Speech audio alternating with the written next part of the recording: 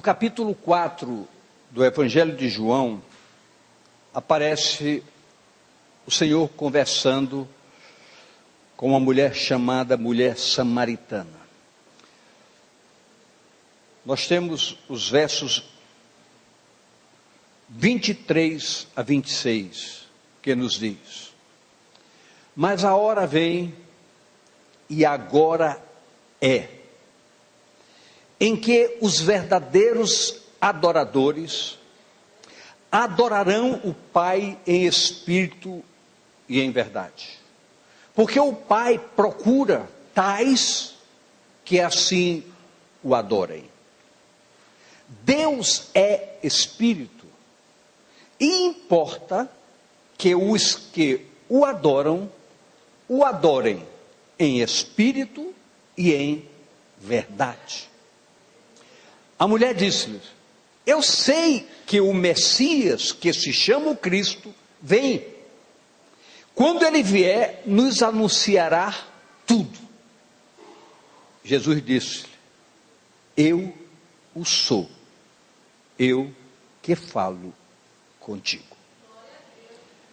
Queridos, Jesus foi enfático, de maneira clara, objetiva. A hora é agora. Se naquele momento Jesus disse isso, e quando aquela mulher disse: eu sei que o Cristo há de vir, o Messias, nos ensinará tudo, ele disse: sou eu sou esse que vocês esperam. É preciso que abramos o nosso entendimento e busquemos um evoluir em busca de verdadeiros propósitos dinâmicos para o nosso caminhar. Se naquele momento Jesus disse: a hora é agora, não será diferente hoje. Agora é a hora de uma igreja chamada cristã ter a consciência que todos nós precisamos adorar a Deus em espírito e em verdade.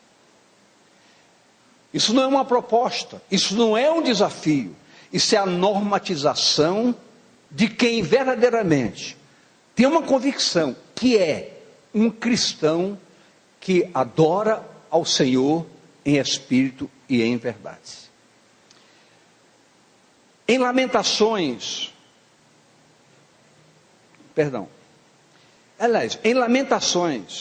no capítulo 3, versos 40 e 41, diz o seguinte: esquadrinhemos, ou seja, façamos uma introspecção sincera e verdadeira, todos nós, esquadrinhemos os nossos caminhos, experimentemo-los e voltemos para o Senhor. Ou seja, façamos essa reflexão muito séria, avaliemos o que não está de acordo com essa condição de sermos adoradores sinceros e verdadeiros, e diz: então voltemos para o Senhor, ainda quando hoje também é tempo de oportunidade. Mas veja o verso 41, levantemos o coração juntamente com as mãos para Deus, dizendo. Então, queridos, essa nossa adoração, ela não pode ser por uma motivação circunstancial, por nada. Pastor Marcelo falando aqui, disse coisas maravilhosas de oração, todo mundo amém, amém, amém. Mas o que a palavra diz, não basta levantar as nossas mãos. O nosso coração tem que ser o primeiro a ser levantado em adoração verdadeira para com Deus. E isso é um sincero e verdadeiro desafio para todos nós. Jesus disse: a hora é agora. Nós não estamos aguardando o Messias já veio. O fato está consumado, o propósito estabelecido, o desafio também implementado para todos nós. O que nós precisamos agora é assumir quem devemos verdadeiramente ser diante do nosso Deus, como homens de Deus e mulheres de Deus. Eu posso ouvir o seu amém? Somos, todos nós, chamados a um tempo de posicionamento. Por quê? Porque tudo que Jesus colocou naquela conversa é um fundamento desafiador para todos nós. Somos chamados a um tempo de posicionamento. A nossa adoração precisa envolver todo o nosso ser. O que eu posso e quero dizer com isso, que a nossa adoração a Deus, envolvendo a plenitude do nosso ser, nos chama a sermos verdadeiros, a sermos honestos, a sermos corretos, a termos uma palavra de verdade, mas uma vida de verdade. Não podemos ser comprometidos com nenhum tipo de engano, de mentira, de corrupção, de prostituição, seja qual for. Por quê? Porque os adoradores de Deus o adoram em espírito e em verdade. E a verdade de Deus para a sua igreja é santidade plena de vida para todos nós. Então, num momento como esse, numa noite como essa, é momento de quê? De nos quedarmos numa reflexão sincera. Nossa vida é isso. Nossa vida tem correspondido a esse chamamento, quando o Senhor diz, a hora é agora, o tempo é hoje, é já. Escute. Precisa, da parte de cada um de nós, um envolvimento com um profundo relacionamento diário com a pessoa chamada Jesus, o Messias de Deus. Envolvimento diário. O que é que eu falei? Diário. Então não há chance mais para nós nos afastarmos dessa verdade. Nós podemos nos distrair, nós podemos brincar, podemos trabalhar, podemos estudar, podemos passear, mas o nosso ser tem que estar envolvido dignamente com um compromisso que precisamos ter como adoradores que adoram ao Pai em espírito e em verdade. Isso, Igreja Batista Missionária da Amazônia, nos chama a sérias decisões. E a palavra diz que o tempo se abrevia. Daniel 11:32 diz: e aos violadores do concerto, da aliança, dos propósitos, com lisonjas perverterá, mas o povo que conhece o seu Deus se esforçará e fará proezas. Quem conhece a Deus reconhece, vale a pena abrir mão de várias prerrogativas para servir ao Deus e andar de cabeça erguida. Mas pastor, muitas dificuldades, muitos problemas, muitas lutas, mas saiba, o Senhor diz, de todas essas coisas eu vos livrarei. Só que essa palavra que vem do trono da graça, ela busca uma correlação de correspondência. Ou seja, para que eu possa ter a convicção plena que essa graça se disponibiliza para a minha vida precisa estar condizente com o plano da salvação, obedecendo plenamente as prerrogativas do Evangelho. Ou seja, o que o Evangelho nos ensina e nos convoca para a prática do caminhar de cada dia. Igreja, quando nós abrimos a palavra e procuramos fazê-la com muita fidelidade e dignidade, em nenhum momento há em nós propósito de machucar ninguém, de acusar ninguém, mas há um desejo ardente de ver uma igreja correspondendo às expectativas dos céus, porque esses céus nos aguardam. E essa expectativa que há é que todos nós estejamos preparados a cada dia. Nós não sabemos que horas vai ser, que deixa de ser. É uma preocupação sobre o tempo do fim. Tudo bem, mas o que nós precisamos é não estar com preocupação alguma. Como? Se a nossa vida está no altar, nós não teremos com que nos preocupar. Olha a pessoa do seu lado, diga: se a sua vida estiver no altar, você não tem com que se preocupar. Não tem. Você está vivendo uma vida correta. Você enfrenta problemas, enfrenta. Desafios, enfrenta. Lutas, enfrenta. Confrontos, afrontas, enfrenta. Mas, queridos, uma convicção de fé nos torna inabaláveis nas nossas consciências, nas nossas convicções plenas e objetivas.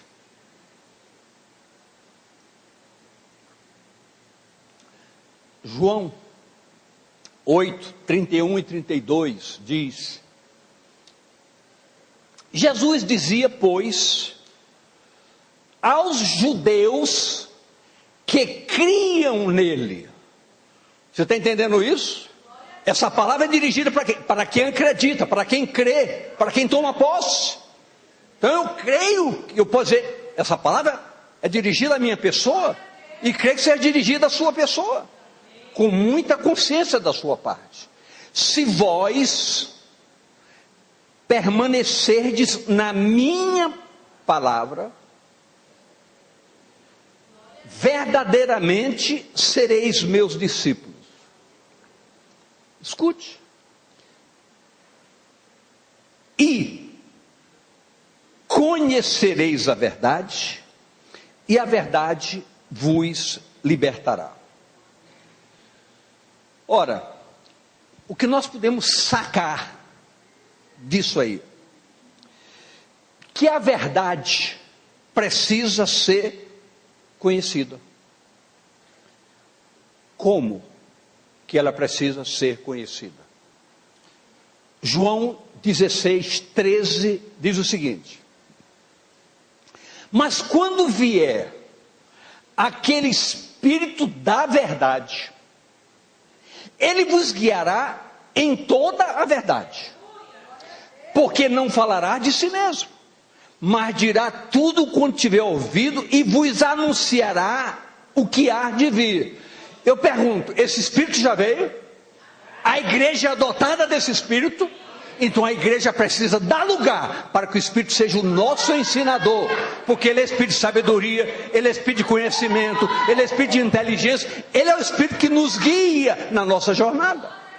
Então nada, absolutamente nada pode nos faltar. Nós somos super abastecidos. Por quê? Porque a sua presença é real, viva e poderosa em nossas vidas.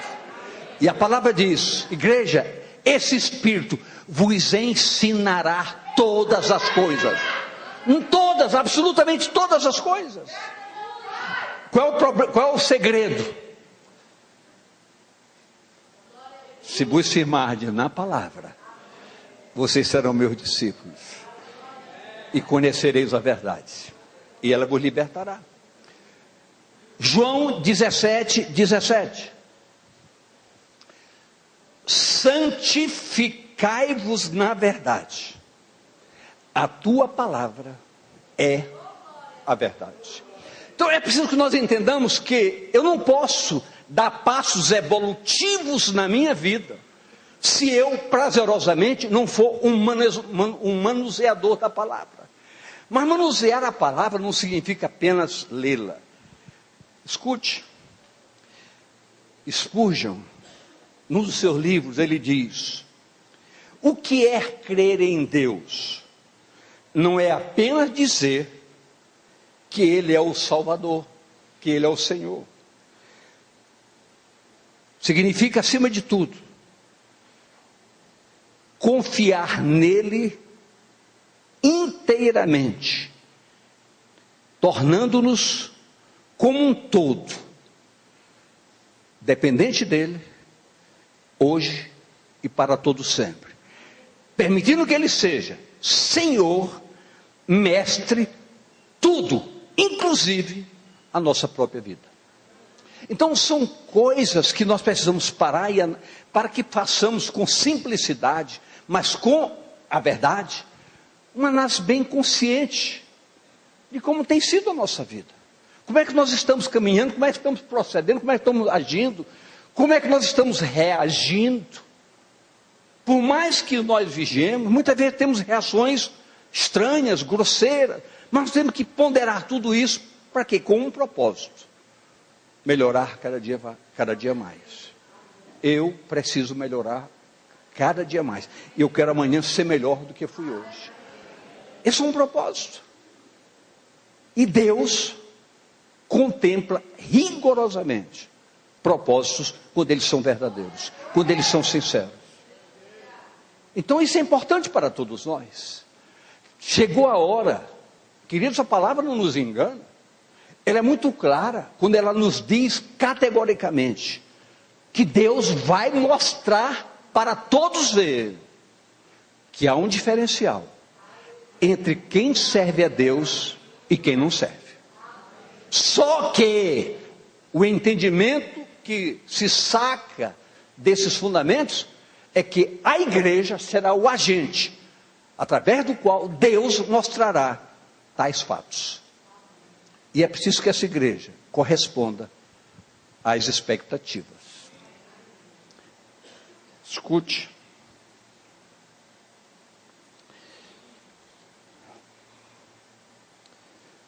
O apóstolo Paulo foi taxativo quando ele disse, em 1 Timóteo 2, de 1 a 4. Preste bem atenção. Admoesto-te, pois, ou seja, eu chamo a tua atenção, Timóteo, antes de tudo, que se faça deprecações, orações, intercessões e ações de graças por todos os homens. Todos. Não julguem ninguém. Intercedam por todos. Pelos reis e por todos os que estão em eminência, em cargos, para que tenham uma vida quieta e sossegada em toda piedade e honestidade. Porque isso é bom e agradável diante de Deus nosso Salvador, que quer que todos os homens se salvem e venham ao conhecimento da verdade. Então, o que falta para muitas pessoas? Não adianta nós estarmos aqui dizendo que o governo brasileiro está um caos. Está um caos. É verdade. Mas, o que nos compete? Como igreja dotada de um poder sobrenatural, capaz de destronar principados e potestades, ela interceder para que esse quadro mude. E pode mudar, porque Deus é poderoso para fazer muito mais do que nós possamos pensar ou imaginar. Pode mudar, radicalmente pode mudar. Adianta chegarmos aqui e dizer, mas esse governo é isso, esse governo é aquilo. Não adianta nada. O que adianta é usarmos o poder que tem em nossas vidas.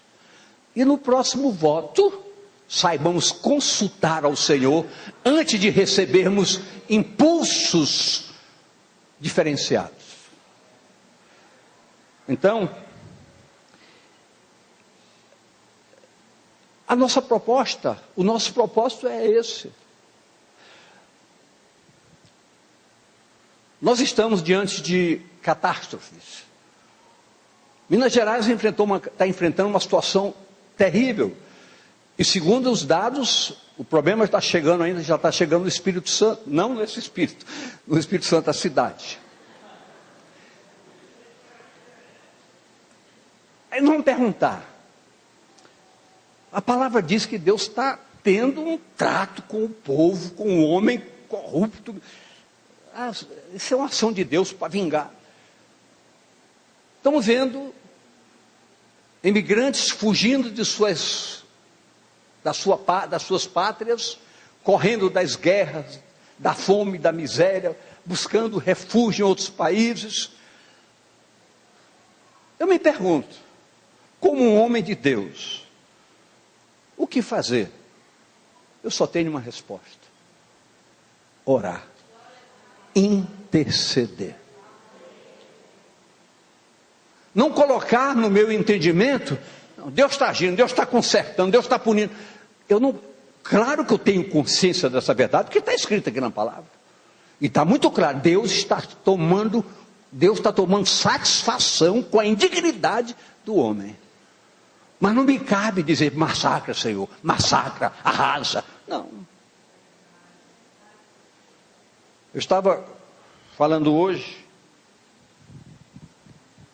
o pastor Marcelo falou há pouco que há uma crise de água. Sabe o que está escrito em Zacarias 10:1? Olha o que está escrito. Se puder colocar na tela sem atrapalhar, ótimo. Pedi ao Senhor chuva no tempo da chuva seródia. Viu, Davi? O Senhor que faz os relâmpagos, que faz a chuva, lhes dará chuveiro de água e erva no campo a cada um. O que a palavra diz? Está uma crise de água? Não estou só, como Belém aqui tem muita água, os outros que se viram, não. Vamos clamar ao Senhor para que todos os reservatórios possam ser reabastecidos, toda a casa possa receber dignidade da água para o dia a dia. É a nossa ação como servos de um Deus maravilhoso. Não é bom nós sermos atendidos? Não é bom nós clamarmos as bênçãos do Senhor para as nossas vidas? Vamos clamar para a vida dos outros, porque a palavra diz, intercedam por todos. Intercedam por todos, para que todos conheçam a verdade, porque a verdade conhecida transformará muitas e muitas vidas. Vidas que nos são caras, que nos são importantes.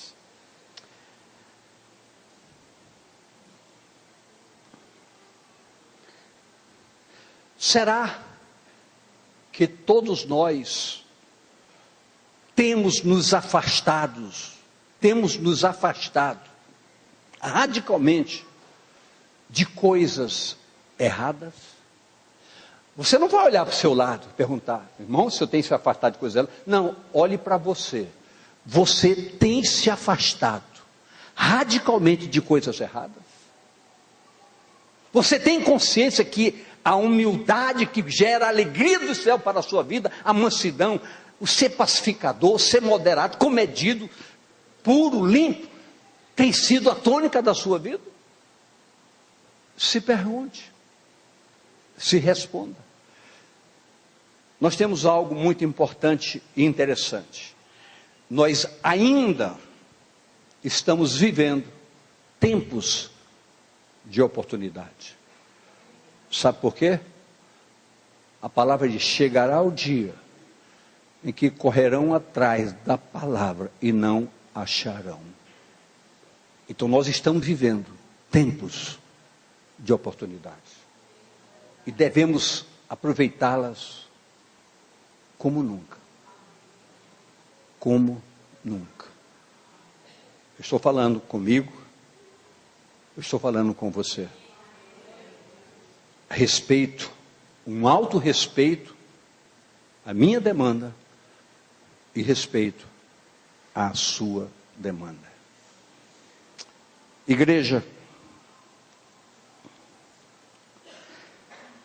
as mudanças devidas por todos nós para nos adequarmos à cidadania do reino de Deus acontece quando há um sincero propósito, quando então podemos plenamente adentrar nesse recinto. propósitos. Olhe para mim. Por favor, eu não quero me dirigir absolutamente a ninguém, mas ao mesmo tempo me dirigir a todos. Se nesta noite você, com simplicidade, fundamentado numa palavra que não é de pastor algum, mas é a palavra viva do Evangelho da graça de Deus, você tem consciência que há algo na sua vida que precisa mudar. Não corra atrás de ninguém, corra atrás da verdade. E permita que essa verdade lhe arranque do engano. E faça de você uma pessoa capaz de levantar o seu coração e os seus braços numa adoração sincera e verdadeira para com o Senhor nosso Deus. Eu digo para você, sua história vai mudar. Sua vida vai mudar. Fatos diferenciados acontecerão e promoverão profunda alegria no seu coração. Escute algo.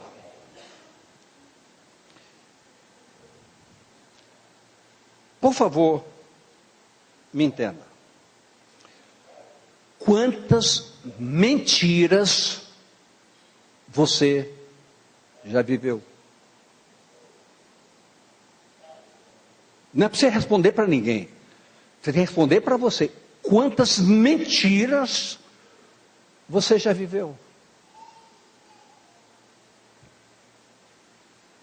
Ageu 1, 5 a 7.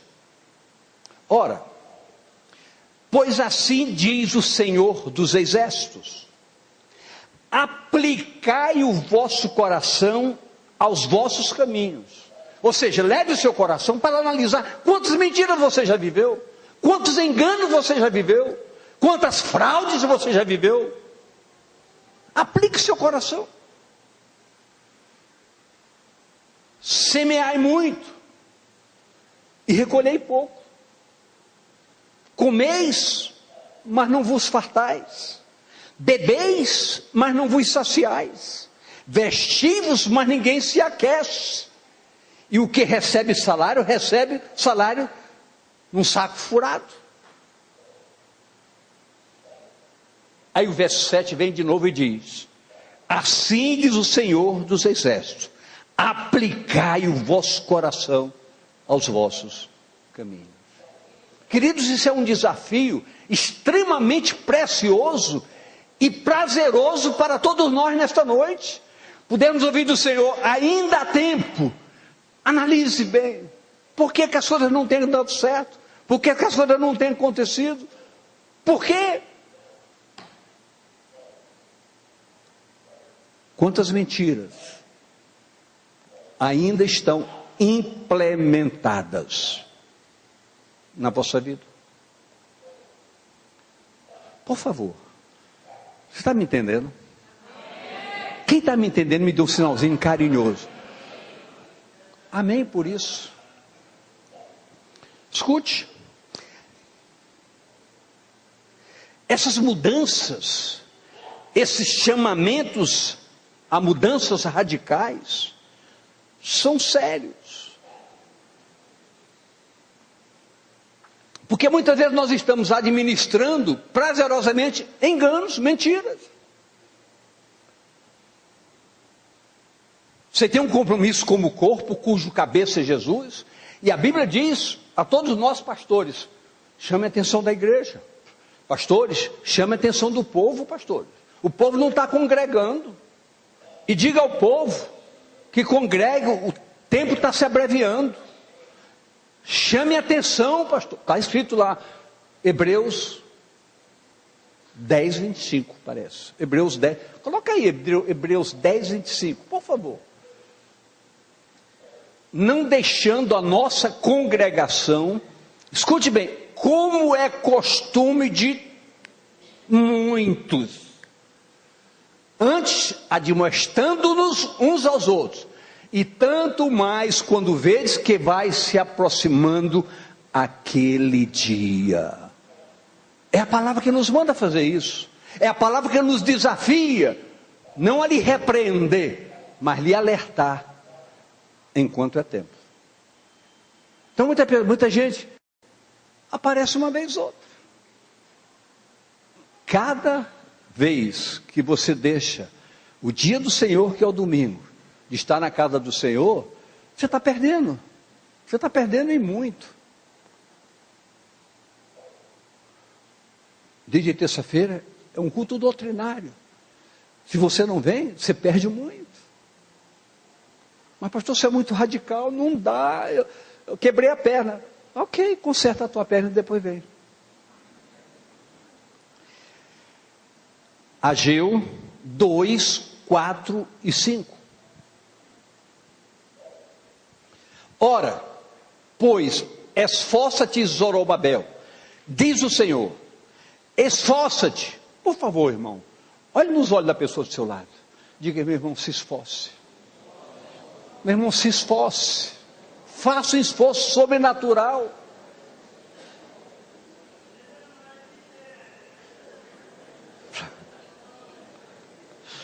Esforça-se, Josué, filho de Jotadac, sumo sacerdote, e esforçai-vos, todo o povo da terra, todo mundo, porque eu sou convosco, diz o Senhor dos Exércitos. Então, quando nós nos esforçamos, obedecemos, Ele diz, eu sou com vocês, eu vou estar do lado de vocês, eu vou dar a mão para vocês, eu vou conduzir vocês, eu vou carregar vocês. Quando somos obedientes, sinceros, verdadeiros, corretos. Amém, igreja? Nós temos a promessa, queridos, e nós temos o guia chamado Espírito Santo. Nós temos a promessa, o alvo para alcançarmos, e temos o guia parcial chamado Espírito Santo.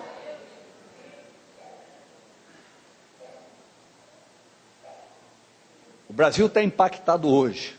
Hoje o mar vai se abrir.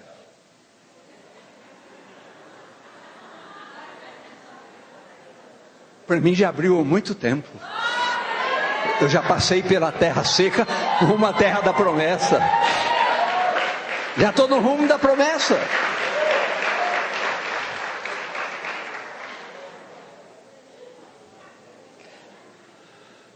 Igreja, diga comigo, se eu for obediente, eu vou ler esse texto agora. Mateus 28, 20.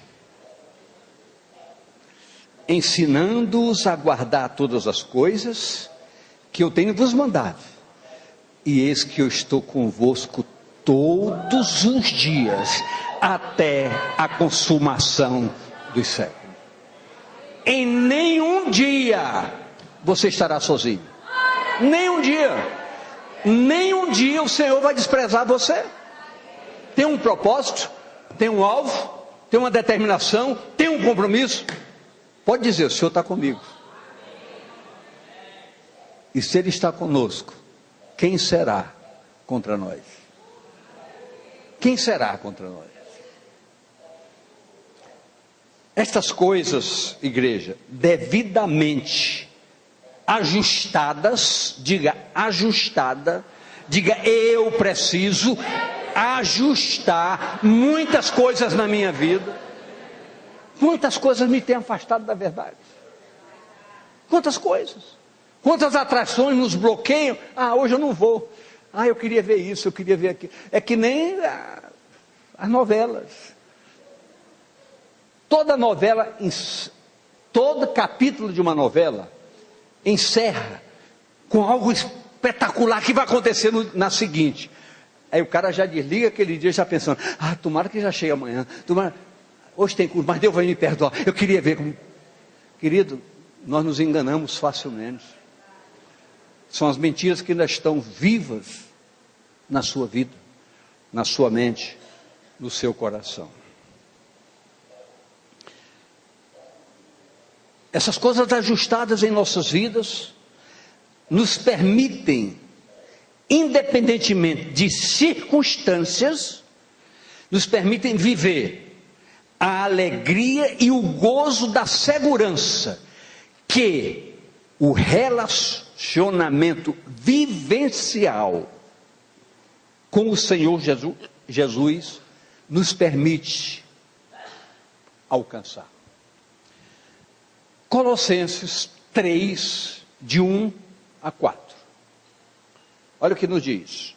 Portanto, quem aqui já ressuscitou em Cristo? Por favor, eu queria fazer essa pergunta. Quem aqui já ressuscitou em Cristo? Então, olha bem, olha o que a palavra diz para você, para nós. Se você já ressuscitou em Cristo, busque as coisas que são de cima. Então você tem que dizer, bom, então certas coisas aqui de baixo não me servem. Tem coisas aqui embaixo, tranquilas, normais. Tranquilas. Por exemplo, Paysandu está perdendo de 4-0 lá fora já.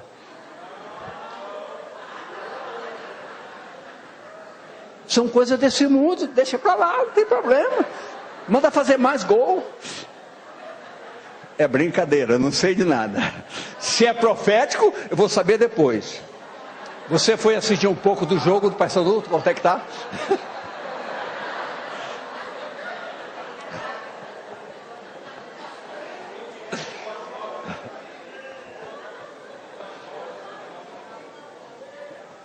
Ó, eu estou brincando, mas tá gente aqui, está 1-1. Como é que você sabe? Você está aqui dentro com o radinho no ouvido, né? Ninguém pode servir a dois senhores, meu irmão.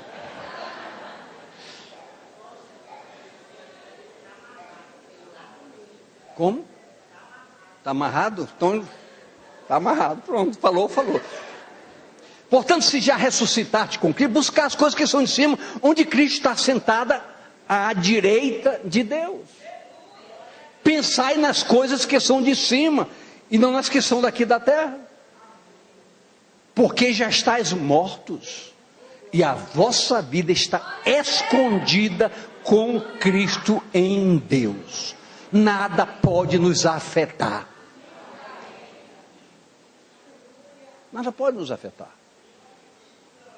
Quando Cristo, que é a nossa vida, a pessoa que é a nossa vida, se manifestar, então também vós, igreja, vos manifestareis com Ele em glória. Em glória. Diga a pessoa, você está vendo que maravilha Deus tem para você? Então diga, meu irmão, mude, corra, mude logo, Deus tem coisas maravilhosas para você. Você não pode nem imaginar o que Deus tem para você.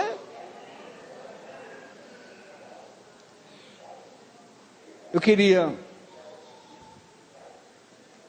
encerrar esse momento, que nós gostaríamos de orar um pouco com todos vocês. Eu vou chamar a cooperação de alguns pastores e pastoras para ter esse momento de oração, dizendo algo para essa igreja. Igreja Batista Missionária da Amazônia. Tome posse. O que eu falei? Então diga, eu quero tomar posse de uma palavra que é para mim, que é para eu receber. Fique de pé. 1 João 1:7. 1 João 1:7. Mas, se andarmos na luz, como Ele na luz está, dê um abraço no seu irmão do seu lado aí. Temos comunhão uns com os outros, e o sangue de Jesus Cristo, seu Filho, nos purifica de todo e qualquer pecado. Hoje, agora, já, nesse momento, em nome de Jesus. Dê um abraço forte, sorria com seu irmão.